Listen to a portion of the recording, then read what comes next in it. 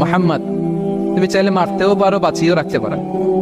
বিষ্ণু বললেন, সুমামা, এ দুনিয়াটাই শেষ নয়, আখিরাতে বিশাল এক জগৎ পড়ে আছে।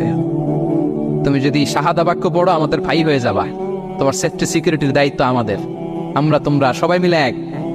তারপর একে একে বিশ্বনবী তার সাথে ইসলামের সৌন্দর্যগুলো তুলে ধরলেন। সালাত কি, যাকাত কি, এগুলো বুঝালেন। বাড়িতে যেয়ে বললেন সবচেয়ে ভালো খাবার রান্না করো, একজনকে দিয়ে মসজিদে পাঠালেন। যুদ্ধবন্দির সাথে কি আচরণ দেখছেন। এরপরের দিন বিশ্বনবী আবার তাকে ইসলামের দাওয়াত দিলেন। এরপর বাড়িতে এসে একজনকে বললেন, যাও আমার ওই উটের দুধ দহন করে তাকে এক পেয়ালা গরম দুধ দিয়ে আস। আমরা জামাইকেও তো এরকম সমাদর করি না, কি বলেন।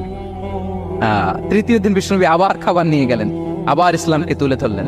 সুমামা তো অবাক, যুদ্ধবন্দীদের সাথে মুসলমানরা এরকম আচরণ করে। 3 দিন ধরে লাগাতার যখন ইসলামকে প্রেজেন্টেশন শেষ, বিষ্ণু বললেন, যাও এবার সুমামা ইবনে সালের রশিটা খুলে তাকে ছেড়ে দাও। সাহাবারা বললেন, বলেন কি ইয়া রাসূলুল্লাহ, ভয়ঙ্কর, বিশ্বাসঘাতকতা করবে, মেরে ফেলবে আমাদের। বিষ্ণু বললেন, না, আমি যা জানি তোমরা তা জানো না, ছেড়ে দাও। সুমামাকে ছেড়ে দেয়া হলো। সুমামা বের হলেন মসজিদ থেকে, ফিরে তার ভূখণ্ড, তার এলাকা ইয়ামামাতে তিনি গেলেন না। মদিনার মসজিদে নবীর পাশে খেজুর বাগানের পাশে তিনি অজু করলেন, গোসল করলেন, অজু করলেন। এরপর ফিরে এসে বিশ্বনবীর সামনে দাঁড়িয়ে বললেন, আশহাদু আল্লা ইলাহা ইল্লাল্লাহ ওয়া আশহাদু আন্না মুহাম্মাদান আবদুহু ওয়া রাসূলুহু।